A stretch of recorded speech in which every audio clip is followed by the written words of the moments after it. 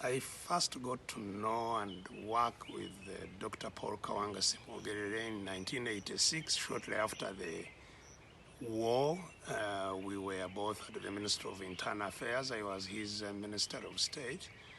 And we had a great working experience together. Of course, I was a young man without much experience, and I benefited greatly from his wide knowledge of politics generally and his wide knowledge of Uganda. And during that time, we had quite a lot of challenges, so it was a great pleasure to work with somebody of his experience and knowledge.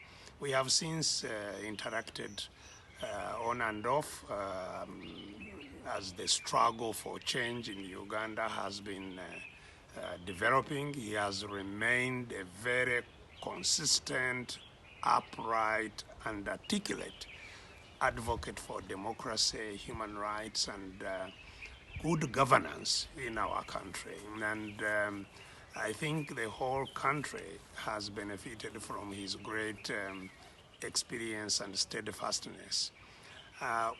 We have especially benefited from his articulate advocacy for proportional representation as a system of government.